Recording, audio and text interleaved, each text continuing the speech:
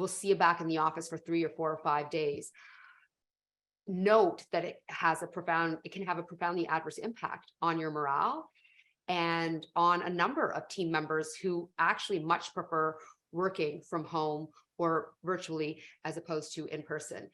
If you are going to have heightened in-person work, then as Komal has suggested, you want to be in a place where there's team interactions happening on those days, as opposed to you're doing independent individual work at your desk. You're just physically in the midst of others. If you're just going to be doing individual work physically in the midst of others, you might as well do that virtually. If you're in the office in person, then make sure that there's that team collaborative aspect. And I think that this is really important because one of the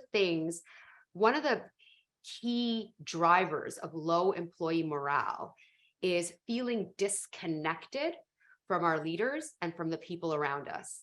It's I don't feel seen, or as a human being, I'm an animal and my nervous system is not co-regulating with other nervous systems. And after 3 years of being disconnected from people, I crave interaction with you.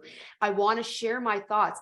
My body literally needs to feel affirmation from you, for you to say, that's a really good point or a really good idea, and laugh together and smile together and cry together and break bread together. And actually, what we're deeply craving is belonging. Now, as you may know, I'm obsessed with belonging, and that's because I wrote one book that came out a few years ago called The Authenticity Principle. And now I've written a second book. It's called We've Got This, Unlocking the Beauty of Belonging. I'm going to be sharing a lot about that this year.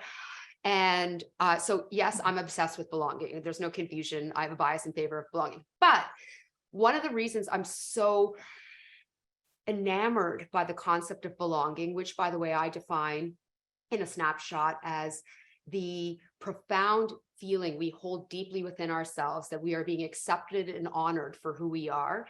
And to experience belonging, first of all, we experience it with ourselves. We have to belong to ourselves in order to be in a place where we can claim belonging with others. I'm thinking about how feeling connected to our team members and feeling psychologically safe and feeling like we can be authentic and feeling like we can share ideas and be collaborative and be innovative, to be engaged. This only happens when we feel seen and we can share our voice and we can be who we really are. And we receive positive affirmation non-verbally and verbally back from others. And this can all happen virtually, and it has been effectively. But if you're going to be in person, this is the opportunity to maximize these moments, to really cultivate these deep, powerful moments of experiencing belonging together as a community, as a team within your organization.